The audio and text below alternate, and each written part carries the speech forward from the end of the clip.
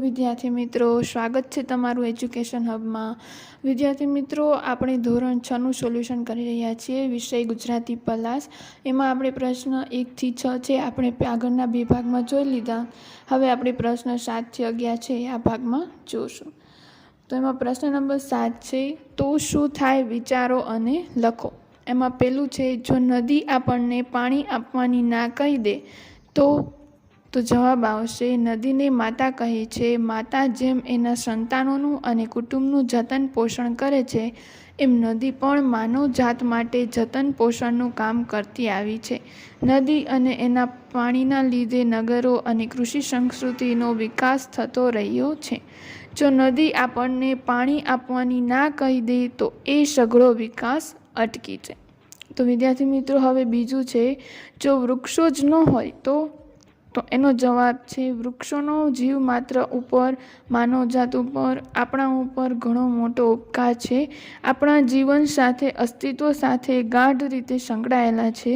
સૂર્યની હાજરીમાં પ્રાણવાયુ આપે છે, વરસાદ આપે છે અને ફળ આપે છે, લાકડું પણ આપે છે। વૃક્ષો એક કલ્પવૃક્ષ છે। જો વૃક્ષ જ ન હોય તો આપણા જીવનની સમૃદ્ધિ લૂંટાઈ જાય, સુખ શાંતિ પ્રાપ્ત ન થાય, આપણે દરિદ્ર થઈ જઈએ। તો વિદ્યાર્થી મિત્રો, હવે ત્રીજું છે, જો સૂર્ય સાવ ઠંડો થઈ જાય તો જવાબ આવશે, આપણી પૃથ્વીને પ્રકાશ અને ઉર્જા પ્રદાન કરનાર એકમાત્ર કુદરતી સંસાધન સૂર્ય છે। પૃથ્વી પરના જીવનની કલ્પના સૂર્યની ઉર્જા અને પ્રકાશ વિના કરી શકાતી નથી। જો આ સૂર્ય સાવ ઠંડો થઈ જાય તો જીવન પણ ઠંડુ થઈ જાય, વિનાશ સર્જાય, જીવનનું અસ્તિત્વ લુપ્ત થઈ જાય। ચોથો પ્રશ્ન છે, જો બધા જીવજંતુઓ આપણી પૃથ્વી પરથી ગાયબ થઈ જાય તો જવાબ આવશે, જીવજંતુ કે જીવાણુઓ જમીનમાંના તત્વો વનસ્પતિ લઈ શકે તેવા સ્વરૂપમાં ફેરવે છે।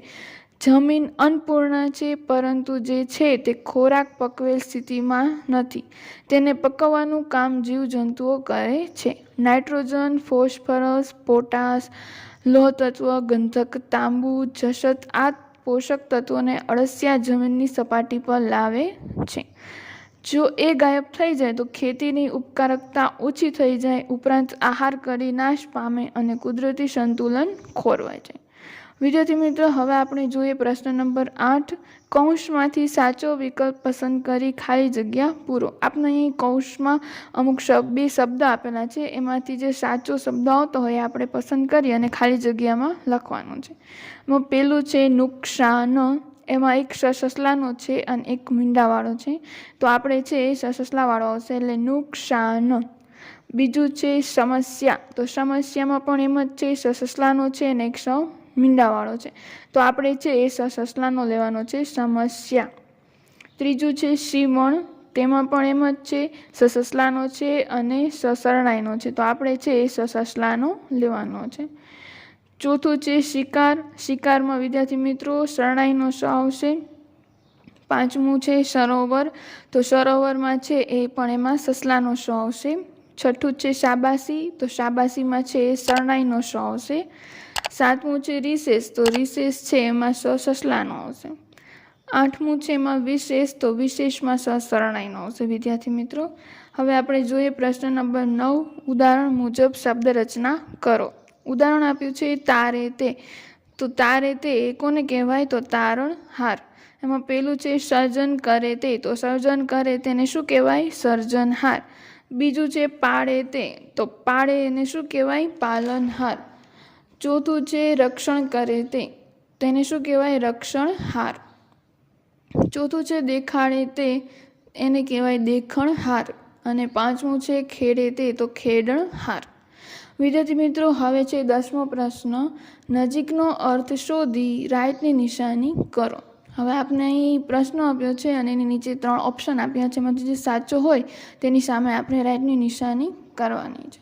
તેમાં પેલું છે ફૂલ ફૂલની રંગ સુગંધ તારી છે સોગાદ, એમાં અ છે ફૂલો જ સુગંધીદાર હોય છે, બ છે ફૂલોની સુવાસ અને રંગ એ કુદરતી ભેટ છે, ને ક છે ફૂલોના રંગ મનમોહક હોય છે। તો વિદ્યાર્થી મિત્રો, એમાં સાચો જવાબ આવશે બ, ફૂલોની સુવાસ અને રંગ એ કુદરતી ભેટ છે।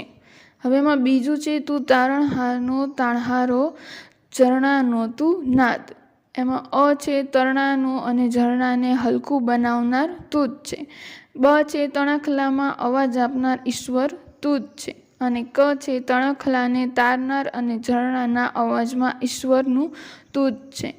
તો એનો જવાબ આવશે ક, તણખલાને તારનાર અને ઝરણાના અવાજમાં ઈશ્વરનું તું જ છે. હવે ત્રીજો પ્રશ્ન છે, એમાં મારી હોડીને આ કોણ હંકારે? એમાં અ છે મારી જીવન નૈયાને કોણ ચલાવતું હશે? બીજું બ છે હોડીને દરિયામાં કોણ ચલાવતું હશે? ને ક છે મને ખબર છે મારી હોડી કોણ હંકારે છે? તો એમાં સાચો જવાબ આવશે અ, મારી જીવન નૈયાને કોણ ચલાવતું હશે. વિદ્યાર્થી મિત્રો, હવે છેલ્લો અને 11મો પ્રશ્ન છે, ખોટા વિકલ્પો છે કે સાચું વાક્ય બનાવો. અહીં આપણે જે વાક્ય આપ્યું છે એમાં 3 છે ખોટા વાક્ય આપેલા છે. એમાંથી આપણે જે સાચું વાક્ય હોય એ રાખવાનું છે ને જે ખોટું વાક્ય હોય એના ઉપર આપણે છેકો મારવાનો છે. તો પેલું છે, લોકો જુદા જુદા કામ કરીને આજીવિકા મેળવે, વસાવે અને કરે. તો હવે વિદ્યાર્થી મિત્રો, એમાં સાચું આવશે મેળવે ને બાકી જે 2 છે વસાવે ને કરે એમાં આપણે છેકો મારશું. બીજું છે, ગુજરાતમાં દિવસે દિવસે ઉદ્યોગોનો વિકાસ પામ્યો, થયો ને ફેલાયો. તો વિદ્યાર્થી મિત્રો, એમાં સાચો જવાબ છે થયો. આપણે પામ્યો છે અને ફેલાયો છે એના ઉપર છેકો મારશું. ત્રીજું છે, ભગવાને સૃષ્ટિનું સર્જન કર્યું, થયું ને પામ્યું. તો વિદ્યાર્થી મિત્રો, એમાં સાચું છે કર્યું, થયું અને પામ્યું એના ઉપર છેકો મારશું. ચોથું છે, પરીક્ષા નજીક આવતા તેની તૈયારી આરંભી, મૂરી કરી અને શરૂઆત કરી. તો જવાબ આવશે આરંભી, છેકા આવશે મૂરી કરી અને શરૂઆત કરી ઉપર. તો વિદ્યાર્થી મિત્રો, અહીં આપણે આ ભાગ 3 છે અને કાવ્ય 1 પર્વત તારા એનું આપણે સમર્પણ કરીએ. તો વિદ્યાર્થી મિત્રો, તમને ભાગ 1 અને ભાગ 2 જોવા હોય તો આ ભાગ 3ના ડિસ્ક્રિપ્શનમાં હું તમને ભાગ 1ની લિંક અને 2ની લિંક છે એ કોપી કરીને મૂકી દઈશ. તમે ત્યાં જઈને જોઈ શકો છો. જો તમને મારો વિડીયો પસંદ આવ્યો હોય તો લાઈક કરો અને શેર કરો અને સબસ્ક્રાઈબ કરો. Thank you.